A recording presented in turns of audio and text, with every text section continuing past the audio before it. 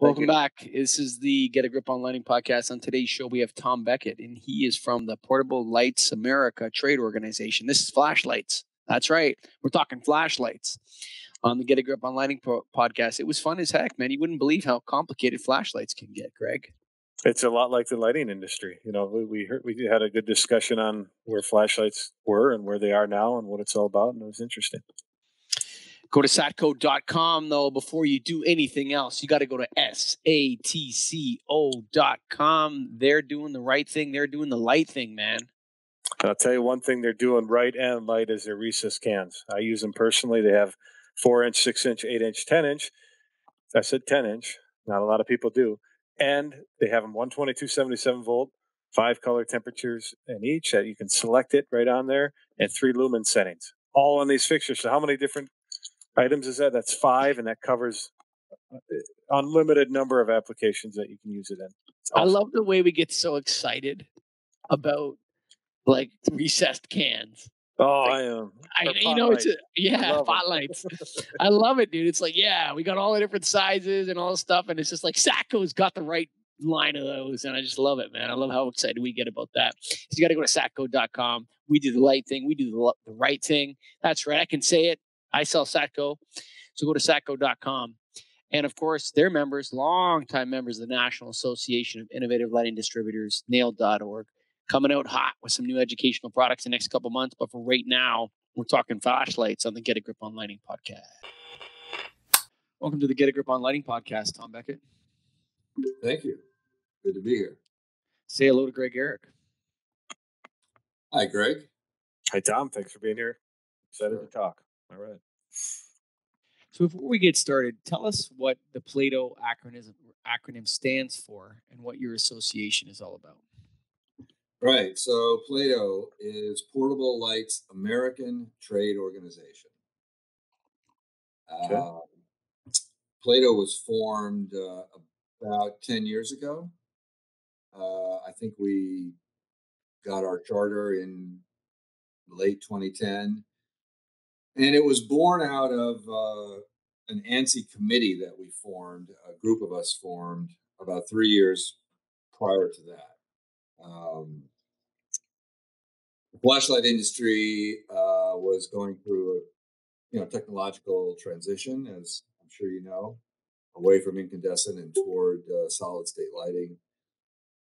And a few of us who had been in the industry for a while recognized a potential problem having to do with how the various performance metrics were going to be reported to the consumer. So just sort of randomly, a few of us who knew each other kind of reached out, said, what do you think we ought to do? And somebody suggested writing an ANSI standard.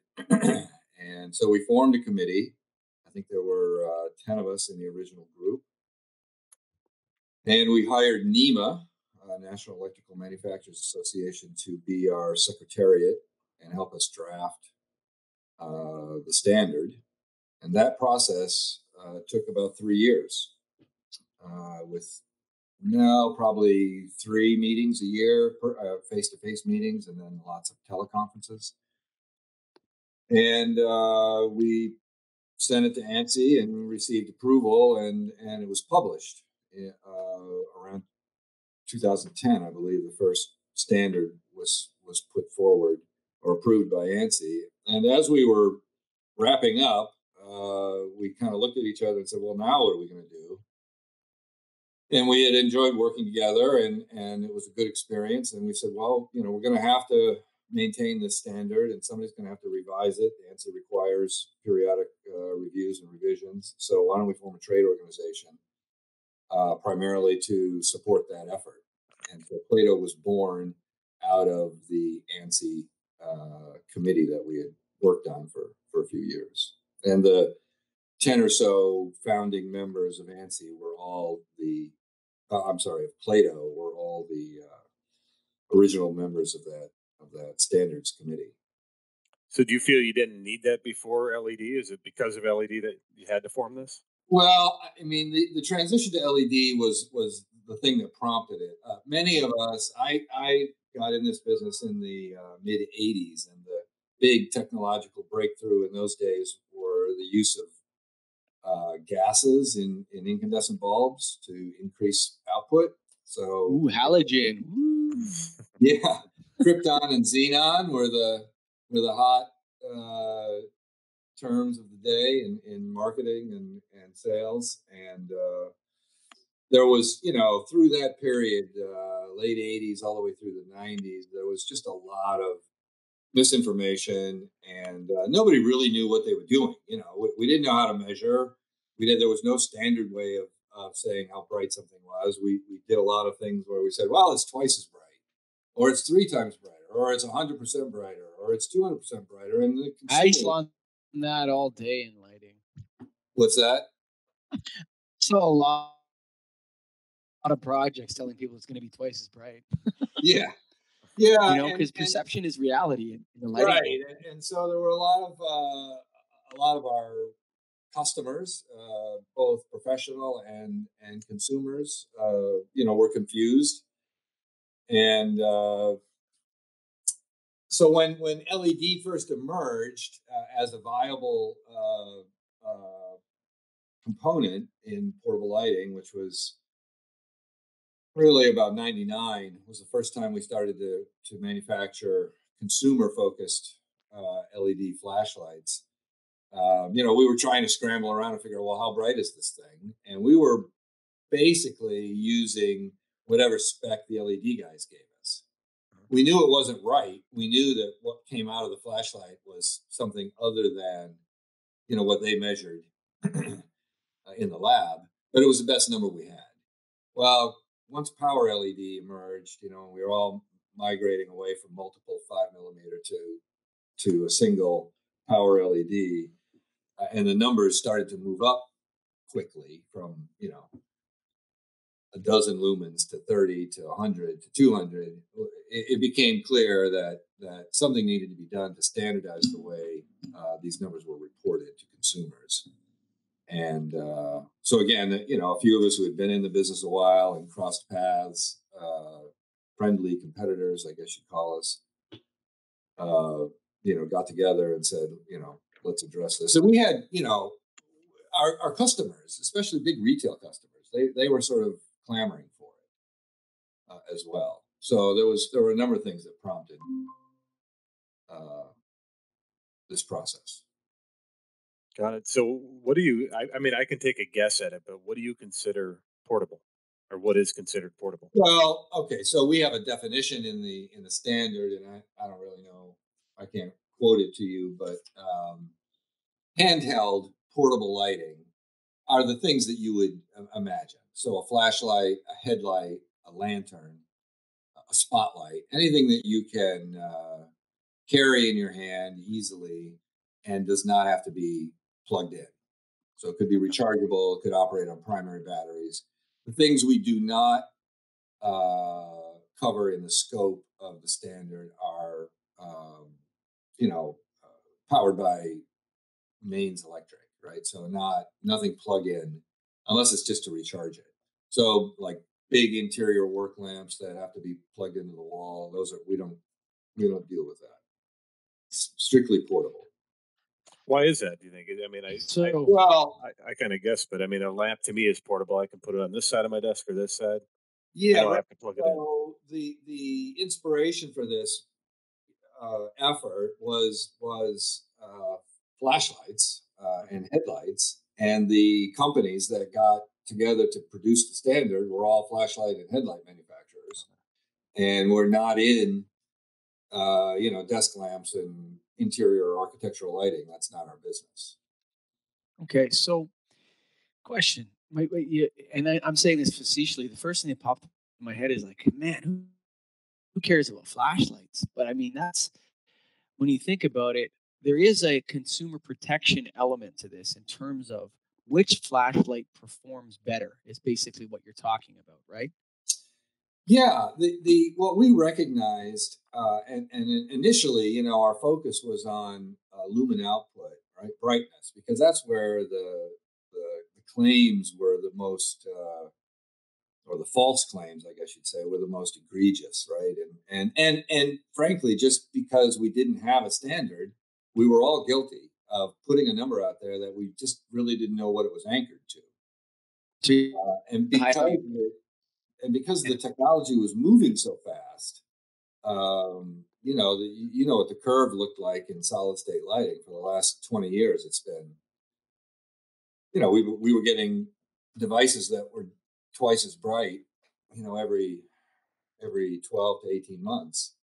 We knew it was going to be really confusing for the consumer. So, right, the primary purpose for Plato and in developing and maintaining the standard is consumer protection on the metrics that we measure, on the metrics that we care about, and those include lumen output, water ingress, waterproofness, beam distance, beam intensity, how long it runs on a set of batteries, those sorts of things, because those are the things that consumers and professional users care about. And when they want to be able to compare two products side by side, they want to know that the numbers they're looking at are based on the same standard, on the same measuring techniques. Now, is there with lighting traditional light fixtures, which we're more into, they also factor in delivered lumens. Do you get into that with the portable lighting, or is it just lumens as a whole? Delivered lumens? Yeah, I mean, are you losing some light in that flashlight, or is it all coming out of there? Right. No, that's exactly the point. So in the very early days, when Lumileds was the only power LED manufacturer, they made a product that they knew in the sphere at the rated input, produced, let's say, 40 lumens. We knew that by the time we put it in our optical system, whether it's a reflector or some kind of an optical lensing system, that something less than 40 lumens was coming out of the flashlight. We just didn't know a standardized way to measure that. We all had, our techniques, but they were all different. And so, we all had crazy numbers, right? Yep. And so that was the whole point, was we knew that the lumen values that struck a target, were going to be less than what the LED was rated at, because there's anywhere from 5 to 15% loss in your optical system. Okay. So what is the maximum lumens that a flashlight can do? Do you get up to an amount, or is it however big you want to make the thing? Yeah, well, that's a tough question. I mean, if you go on Amazon, you can see flashlights that say they're, hundreds of thousands of lumens. Right. My guess is today, if you're adhering to the standard, you could produce a working flashlight, north of 3,000 lumens that functions, pretty well, and runs for more than 20 seconds. Mm-hmm. Much beyond that, I think you're probably not being honest. Sure. You can do anything you want, right? I'm sorry, go ahead. Does your association serve consumers, or does it serve its members? Plato is a trade organization whose mission is to support the industry and the industry participants. Our mandate and our mission is to protect our end users and enable them to make good decisions when they're comparing, various products. Again, whether you're in, a sporting goods store or a mass merchant, or you're buying from an industrial supplier, or you're a law enforcement agency trying to compare various products, our goal and our mission was to enable those buyers to take two products, line them up side by side, and compare the features and benefits, and not have to worry that if they both say 1,000 lumens, one of them might not be. Or if they both say the beam goes 300 meters, one might not. That they're all measuring from the same playbook. So who actually produces the tests? Who produces the tests, and how are they? Do you have a certain body that does all your testing for your products? So manufacturers can can choose a number of methods. You can hire an outside lab like UL or Intertech or any number of other accredited laboratories. Most of the primary manufacturers in Play-Doh and others that are not members of Play-Doh have their own laboratories, as we do.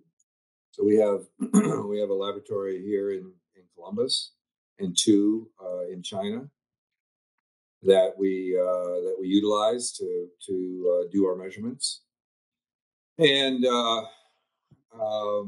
we do correlation testing periodically to see if if the equipment is still calibrated properly and so forth.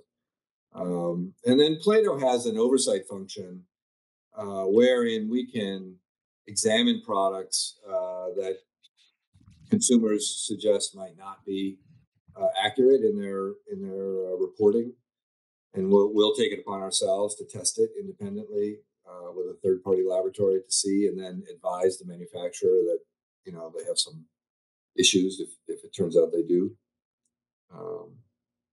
What are the consequences if they have issues? Oh, well, there really aren't any, unless a consumer feels they've been cheated. They can take consumer action. Play-Doh doesn't have any enforcement mechanism.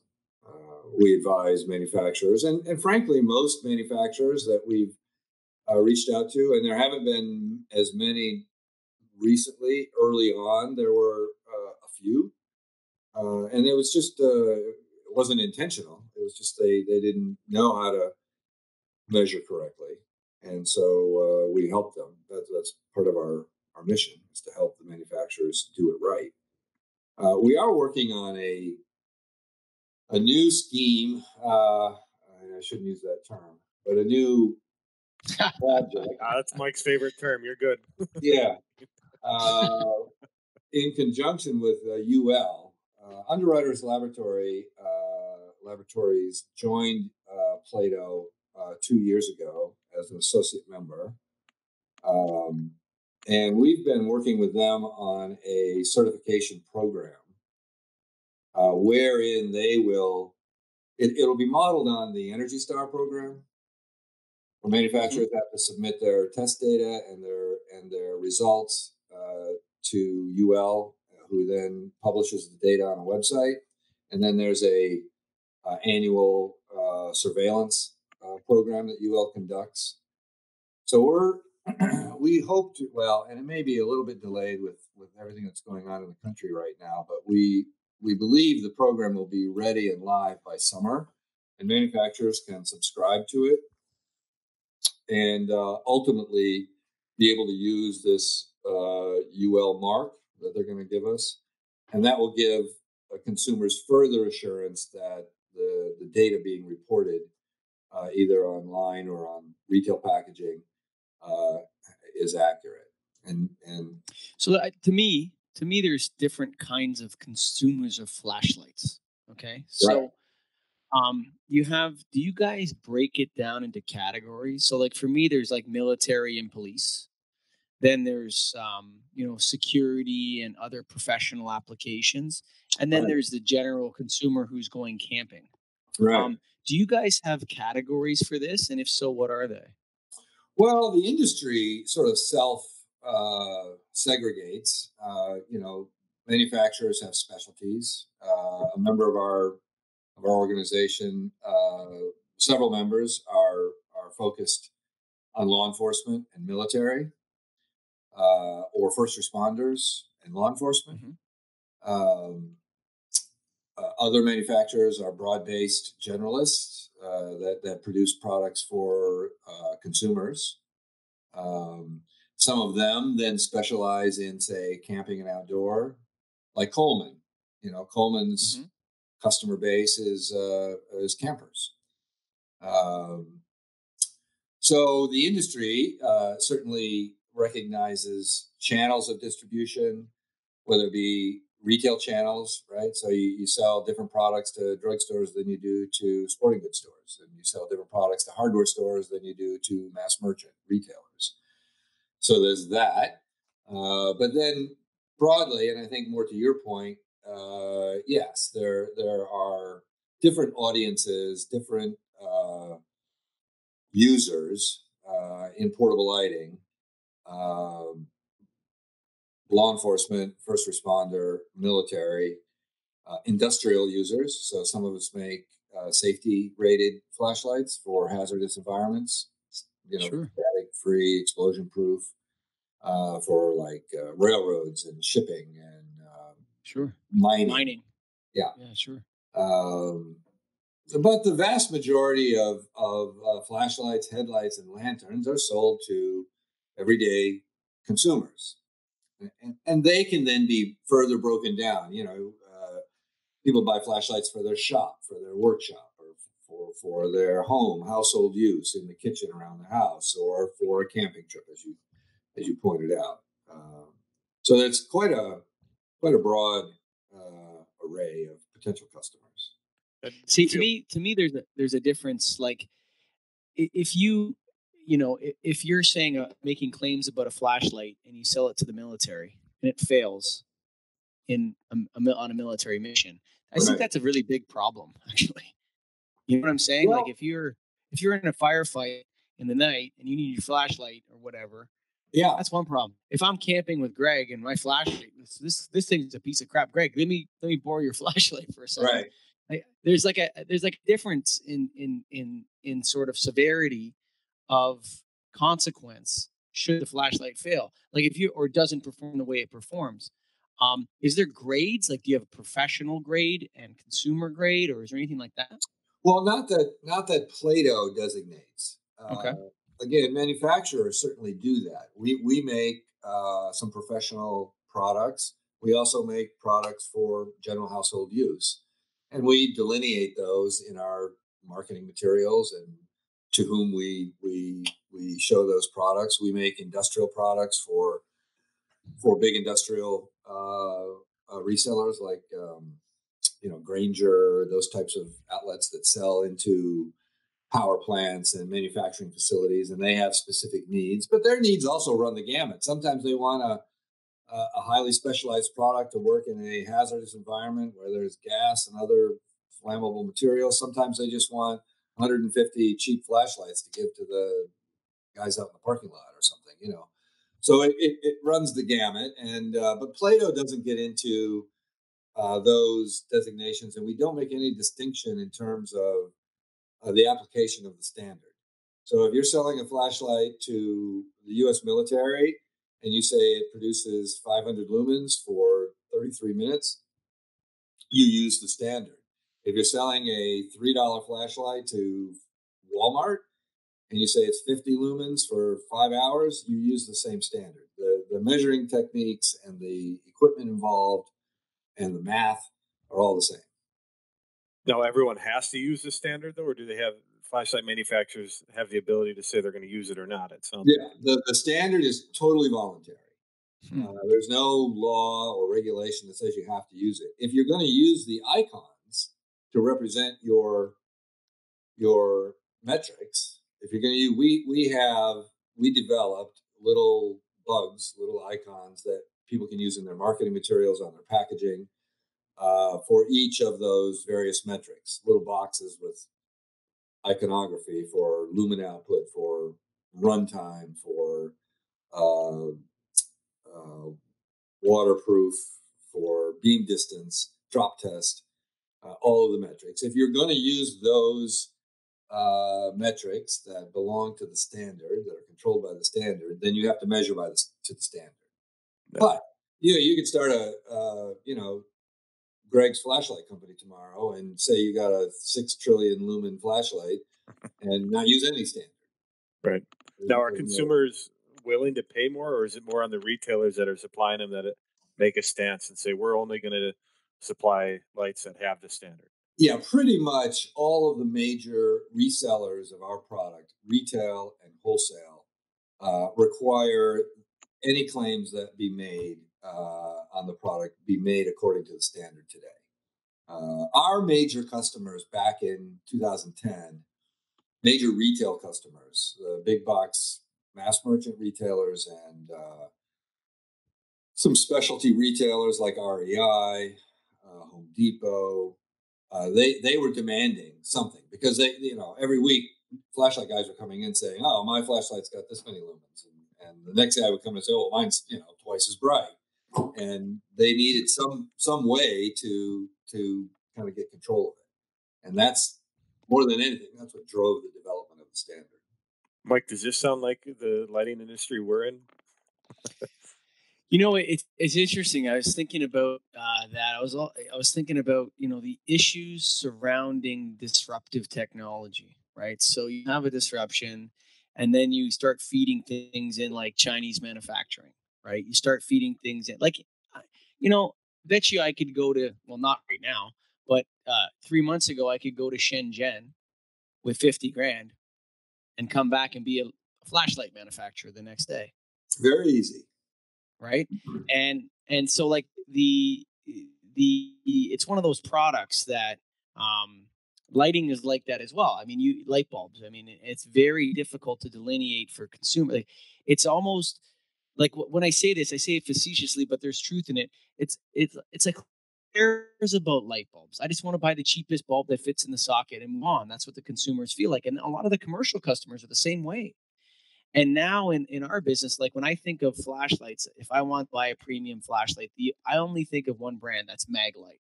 I'll think, oh, you want a good flashlight? You buy a Maglite. No, Greg, do you have another brand in your head you could think of? No, that's the one. Yeah, that I think of too. Yeah. Right? I would say, you guys are showing your age. That's okay. oh, there you go. Right. And so like there isn't the same brand leadership that there Never has. was. Right. In lighting, there was. So we used to have like three major manufacturers that were clear, standout leaders in the industry. They would put out white papers. They would dictate. They worked with NEMA to create ANSI codes for the lamps and all this kind of stuff. Right. And then people would copy them and bite off a little bit of market share from them, but nothing massive. Now the lighting industry, from a light source perspective and a light fixture perspective, is a shit show. There's a lot of different people in the game. There's no leadership. And in flashlights, I mean, is Maglite the leader, Tom? No. Just no. Well, no. It's interesting, and I didn't mean to poke fun at you about your age, but I'm okay with that. it is reflective of probably when you came of age in the late '80s through the mid '90s. Mag was a dominant manufacturer for good reason. They probably more than anybody in the last 50 years, sort of transformed the industry in terms of what the consumer expectations are or can be.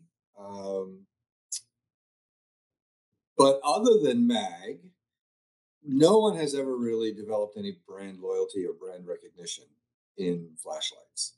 I mean, those of us in the trade, we know who our competitors are, and we know brands. But just like you guys, if you grab 10 people in a mall and ask them to name a flashlight company, they'd either not be able to name one, or they'd come up with Mag if they're of a certain age. Well, Maglites were cool, man. They had those big. They're big. They're hard. You could hit someone with it and beat them up. The weapon. I mean, it was like a tough guy thing. I got my Maglite here, boy, and I'm shining in your eyes. That's right. No, they did. To their credit, I mean, Tony Maglica was a visionary in many respects. We were selling. There was in the '80s there were really 5 major suppliers of flashlight in North America. There was Dorsey, there was Energizer, there was Rayovac, there was Coleman, there was a family out east called Garrity. I know those brands, yeah. Right, and there was Mag. And for us, a $10 flashlight was a high end product. I mean, 80% of all the flashlights sold in this country, or in North America in general, sold for under $4.99. And so you got the $10, and you were that was like premium. Well, Mag went out. I was okay. Good. No, finish your story. Well, they said screw that. We can get $20. We can get $25 for a flashlight. And I think a lot of people, ourselves included, said, "Oh, you're nuts! Who's going to pay that much for a flashlight?" Well, they proved that there was a huge untapped market for a premium product that was more than a utility device. It was a piece A of jewelry. status symbol. It was a Well, it was status symbol. it was like, if you were into any other sort of finely made machinery, whether firearms or all kinds of sporting goods products or whatever, you got the same feel when you picked up a mag light. It was a well crafted piece of equipment, not just some piece of crap that you threw in the glove box. Yeah. I hate to say this, and God love all those other brands, but I mean, when you're buying Garrity Energy, you're buying a battery. You're not buying a flashlight. Even if you're getting the flashlight with it, you're kind of buying a battery. Well, yes. I mean, the CEO of what used to be, what was it called, Union Carbide, that eventually became Eveready and Energizer, once famously said that a flashlight is just a tube to hold batteries and use them up. And it's true. I mean, if you survey consumers, they would know Energizer today as a battery company. That, oh yeah, that's right, they make some flashlights too. So right, there's never been strong brand loyalty or brand recognition in the larger sort of consumer marketplace for flashlights, and that's probably why the standard is more important than ever, because consumers, when if it's on their shopping list, if they're out whatever and oh yeah, we need a couple flashlights for this camping trip, they don't really go into the store with a brand in mind. Most they go into the store with a price point or a utility, an application. Maybe they have some idea of where they're going to store it or how they're going to use it, so they have some sense of the size or the texture, the material they're looking for, the form factor. But they end up in front of 6, 8, 10 feet of flashlights at a Walmart or a sporting goods store, and then they go through the process of making a choice. And that we want them to be able to compare my flashlight and Energizer's flashlight and Coast products and a mag light on an equal footing, and be able to say, yeah, they all say, this one runs a little longer, this one's a little brighter, this one's, can be submerged or whatever. But they know that we're all singing from the same hymnal, so to speak. That's interesting. Last time I bought a flashlight, I actually spent time trying to figure out which one to do. I actually sat there. I'm like, because I'm in lighting, I'm like, all right, I'm gonna try to figure out which one's best, and I couldn't. Yeah. It is really confusing, and we've I've been doing this for a while, and I've had a number of retail experiments where we've tried to accelerate the consumer through that decision process by organizing the products in different ways so that they can sort of self-select and eliminate 80% of the planogram and focus on the area that they're most interested in, given their application that they have in mind. And we do know that that's a big problem for retailers, for our customers, because they want to carry a broad selection. They want to be able to capture every possible sale, from mom who just needs something for her purse all the way up to the guy that's going backpacking for 3 weeks, and that results in a lot of SKUs. Okay, 2 questions. Okay. Yeah. First question is, do you have a tunable flashlight? Tunable, color-wise? Yeah. It's been done in a variety of ways. You can do it electronically now with drivers that address certain parts of the chip. Early on, because I hate 50K flashlights. I want to have a 2700K flashlight. You want to have 2700K? Yeah, everything I like. See, that's my problem. When I go to buy a flashlight, I want incandescent color. I don't want 50K. Everything's 50K. There is a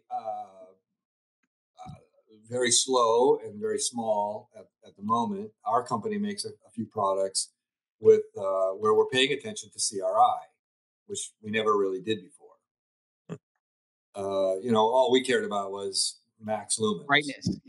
Yeah, and not only measurable lumens, but apparent lumens. And we all know that cooler color temperature appears brighter to the human, senses.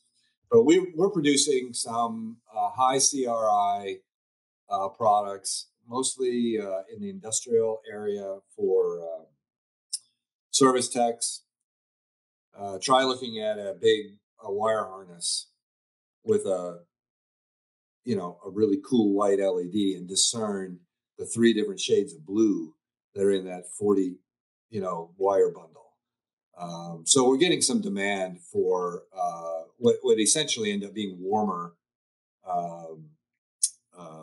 LEDs, warmer output to generate a CRI of at 90 or better, so that color distinction is better. So do you know who Nido Kubain is? I'm sorry, Kubain? Nido Kubain? No, I don't think so. Okay, so he's like an American. I don't know, how would you describe him? He's like a coach, speaker. He's got a bunch of businesses anyway. He one of his shticks. I shouldn't say that. One of his arguments. Yeah, I love him. So he's a great guy. Anyway, he says, "What do you want to be? You want to be a Hershey, or do you want to be a Godiva? Not that one's wrong. Not that Hershey's bad, but you can buy 100 Hershey's for $3. Right. Or a Godiva, you wrap it in a box and you put it in a package and you sell it for one chocolate is $9, right? So what do you want to be? So if I was going to start a flashlight company, you know what I would do? If I would associate myself with a really cool firearms company. Yeah. I would call my flashlight the Glock 26. Yeah. Well, you'd be in good company. Okay. There are quite a few. I don't think the firearms companies directly, but there are certainly licensed deals and cooperative deals. Sure. With Remington. Yes. With not Smith and Wesson. Who's the other guy? I don't know. There's 2 or 3. If you go to the SHOT Show, you'll see them. Oh yeah. See, I think the angle to make money in flashlights, it just to be a premium, I think is what Mag did. And I'm just speaking whatever. What the hell do I know? But I think the only way to make money is the tactical approach. To make your flashlight a piece of tactical equipment that's superior to others, that men that like things that work really well would pay more for. And then have a price point that's above, it gets you some extra profit, but that's not really ridiculous. So that's what I think. My son would want like a tactical flashlight called the Glock 26. Get him that for his birthday. You know what I mean? Here's a flashlight. Yeah. Well, again, you're not wrong. And all you have to do is walk the aisles of the SHOT Show to see. They're, like I said, in the late 80s, early 90s, there were 5 primary suppliers of flashlights in this country. And if you go to the SHOT Show, there's probably 150 different manufacturers of flashlights. And again, they're heavily represented in tactical law enforcement. Very expensive. Phoenix is a new company that's come on the last few years. I don't know if you've seen their products. Very sophisticated, especially in terms of their electronics. They're programmable. They're very expensive. But it's, look, there's no easy industry. If there was, I'd be doing it. It's a crowded business. There's hundreds of tactical. You got a couple of guys like Surefire, Streamlight, that dominate that end of the business. ASP is another manufacturer that makes premium quality, law enforcement directed flashlights and other related products. I mean, those guys probably have 80% of the market, and everybody else is nipping around their heels. Is anyone still making non-LED flashlights, or is everything LED? We may have been the last, and I think I'm pretty sure we're out. We had a halogen spotlight that some customers just kept begging us to make, and the quantities just kept getting smaller and smaller, and I think we finally bailed on that last year, and that would have been our last non-LED. Even our super low cost economy products, which were the last to go really, are now LED. So just to comment on that, I used to. So it's what's sad, I think, in this is that flashlights have gone from being something you buy once to an almost disposable product. One-time use. Yeah, so it's interesting. I think we've gone through this cycle actually, because we know now that because the LEDs last so long, our repeat sales are less than they were between, say, before my time, but certainly from like the mid 70s up towards the 90s, before LED. For the consumer, it was cheap plastic. How much can I get for how little? And it was disposable. It was we actually made disposable flashlights for that reason, right? You could buy them for $2.99, and when the batteries were dead, you couldn't get in there. You just threw it away. Well, nobody wants to do that anymore. But prior to that, if you look at the history of the industry, particularly in the U.S., from the inception, right, late 1880s, 89, 91, 1891, all the way through the 50s and 60s, flashlights were something that you held on to. They were made from steel, and and you would go out and buy a new bulb. Well, I used to sell tons of replacement light bulbs for flashlights in the early 2000s. Yeah, we security companies. We're the last for Maglite. We're the last of the Mohicans on that. We do sell replacement bulbs. All right, Tom Beckett. We're gonna get you to throw the Play-Doh website out there for the listeners. So if you're selling a lot of flashlights and you want to join, what types of membership do you have? Do you have an affiliate membership? Do you have a vendor membership? How does it work? Well, we have a full voting membership, so you have to be a manufacturer with a headquartered operation in the U.S. We have affiliate memberships for media and academics. And we have an associate membership for companies that are related to the industry, like testing laboratories and so forth. So there's really 3 different ways you can join. If you have any relationship to the industry at all, well, there's a home for you at Play-Doh. It's Play-Doh-USA.org is the website. And you can read all about us there. You can see there's some videos on there that show how the standards are measured, the equipment we use, and what they mean. There's a lot of good information there. One more thing, Tom. My producer has a question for you. He might be a flashlight dork. What's going on, Scott? No. This is okay. So I don't know if you can tell me this, but this is a different flavor of dork. You went with the acronym Play-Doh. Did you have to work for Play-Doh, or is that just the word that tumbled out when you were throwing? To be honest with you, I don't. I'm sure it's in our minutes somewhere, but I don't recall how we ended up there, and I don't take ownership of it. Because I just wanted to confirm, deny on whether this was a shout out to the cave allegory. No, it was the original driver was we wanted the word portable, we wanted the word lights or lighting, and we wanted the word America in the name. I love it. So all I remember is I came back to a meeting after a couple of weeks, and that's what they came up with. There was a little subcommittee, and we said, okay, sure. How many members do you have? I think we're sitting at around 33, 34. 33 voting members. Okay. Probably, if you follow the trade at all, or if you go into a major retailer or look on a website of a industrial seller and bring up their list of manufacturers, all of the names that you might be familiar with are members of Play-Doh for the most part. Tom Beckett, thanks for being a guest on the Get a Grip on Lighting podcast. My pleasure, guys. Anytime. Thanks, Tom. Thank you. Okay. Satco.com, SATCO.com, baby. We do the light thing. We do the right thing. And they're doing recessed cans right, Greg. That's right. And I said it before that they have the color temps and lumens, and that's good, right? We need that. We like that. That's awesome. But what they're even doing is they're recessing that thing up there.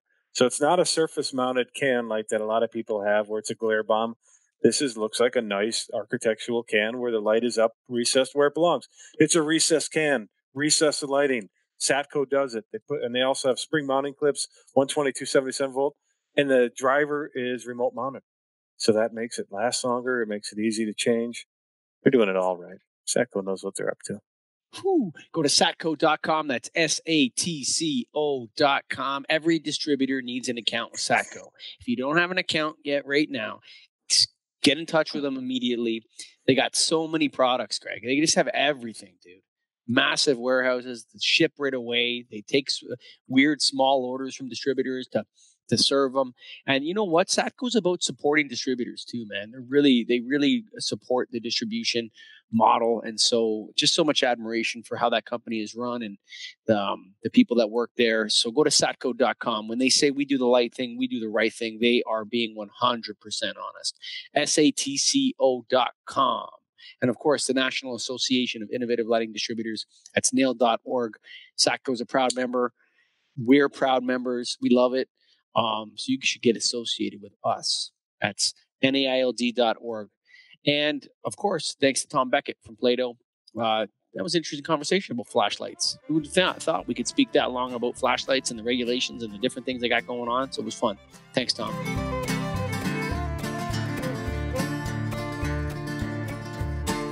Written on the rectory wall, there's a sign there for all. You are lost, Lord is there to find you.